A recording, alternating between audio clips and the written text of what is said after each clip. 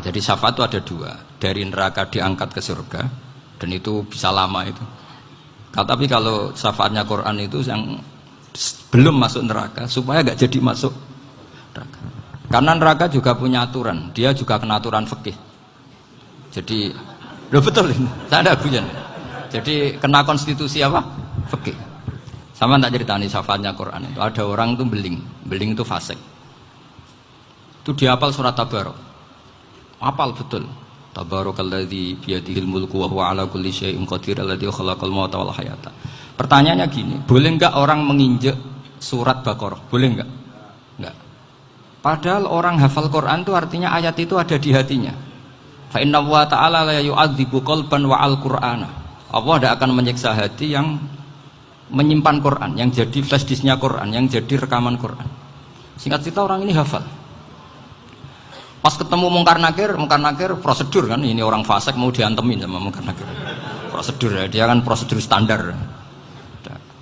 Si surat Tabarok akhirnya menjelma jadi seseorang yang gagah berani. Kamu nggak boleh nyiksa orang ini. Saya ini kalamuwah. Kalau kamu nyiksa dia berarti nyiksa saya. Kamu berani sama kalamuwah. Wah ya tidak berani jadi Mungkar Nakir. Tapi orang itu nakal, harus saya gebukin.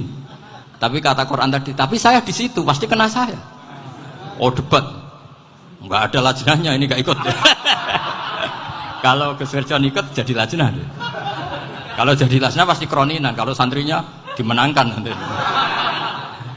Akhirnya debat. Ya sudah kita ketemu Allah.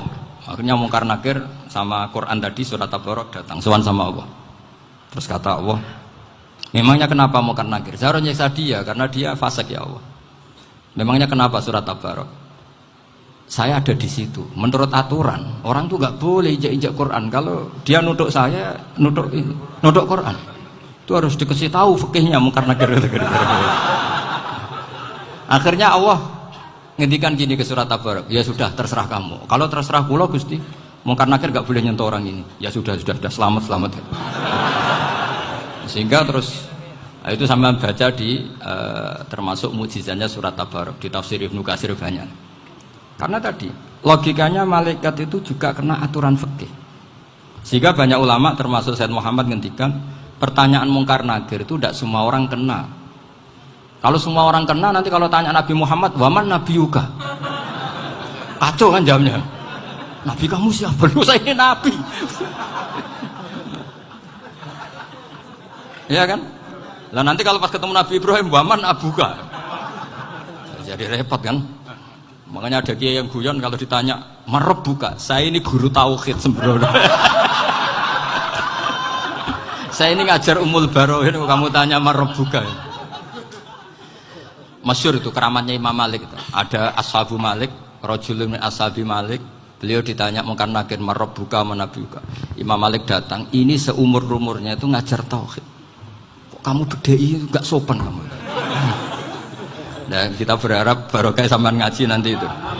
Yes. Malaikat itu anak sungkane gitu. Jadi itu ada itu. Dan saya meskipun guyon itu serius. Bedanya orang alim sama ndak itu di situ. Kalau orang alim itu guyon itu masih bener, masih serius. Coba saya bacakan ayatnya. Ala inna auliya Allahi la khaufun alaihim wa lahum yahzanun. Terus lahumul busyra fil hayatid dunya fil akhirah. Artinya kalau Mungkar Nakir dengan penampilan garang gitu, berarti ada ketakutan apa enggak? Ada, padahal ciri utama walinya Allah tidak ada ketakutan.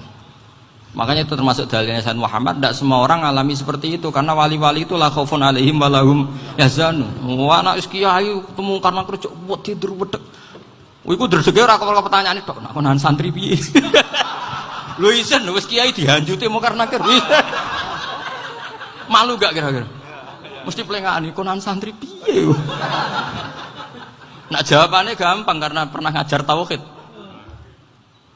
Makanya Sayyidina Ali ini cerita ini ada di kitab Nurul Dholam, sama di kitab Nurul Dholam karangannya Syekh Nawawi Banten. Itu Sayyidina Ali itu ya, andikan orang biasa mungkin ya agak-agak hasut, tapi ini wali gak boleh kamu katakan hasut. Dia itu mangkal sama Umar. Orang kok setiap orang pernah dibentak, apa dia berani bentak Mungkar Nakir? Penasaran dia. Bagaimana perangnya Umar itu berlanjut enggak gitu kira-kira. Akhirnya minta, ya Allah saya minta kasyaf. Ya karena yang minta Sayyidina Ali karena mau wajah dituruti sama kasyaf. Dilihat Sayyidina Umar pas meninggal itu, Jadi hasud itu ya kadang penting asal baik. Loh betul, bahasa Kanjeng Nabi kadang la hasada illa fisnaten. Itu Nabi bahasakan ya hasad. Gus Firson aja yang nafsirkan ghobtoh itu kan gaya-gayanan sebagai ulama. Aslinya Nabi ngendikannya itu la hasada illa fisnaten. Ulama yang ganti itu namanya ghobtoh. Wong Nabi sendiri nyebut hasad loh, kamu tafsiri ghobtoh. Ya hasad ya hasad.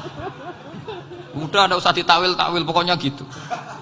Kalau sampean nggak percaya nggak apa-apa. Kok gitu aja kok repot. Karena sampean nggak percaya kemungkinannya dua. Satu nggak ngerti.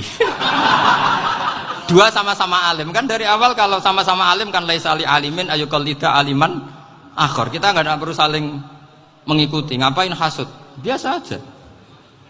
Akhirnya Sidina Ali kasut. Pas Umar bangun setelah mati kan bangun, setelah meninggal bangun. Mungkar Nakir datang dengan perang yang sangat garang. Itu digambarkan Sayyidina Ali, matanya itu kal kidril ghali. Kayak apa? Kendil yang apa? Menganga. Wah, seru. Sayyidina Ali senang, paling takut ini Umar. Senangnya bukan main. Wah, ini mesti takut Umar. Biasa. Ternyata enggak, Umar malah bangkit. Woi, Mungkar Nakir deh. Kamu tahu menghadapi siapa?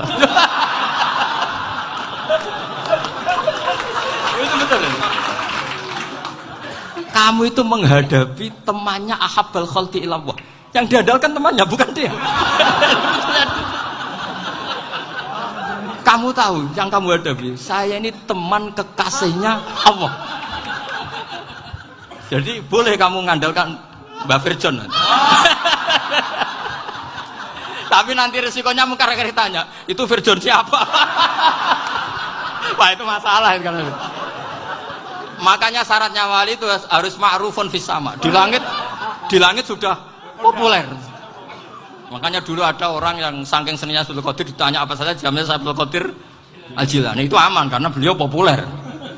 Makanya program kita harus populer dulu di langit. Nah, itu nanti kalau dicatut oleh santri-santri nggak apa-apa. Kalau nggak populer nanti dicatat, itu siapa?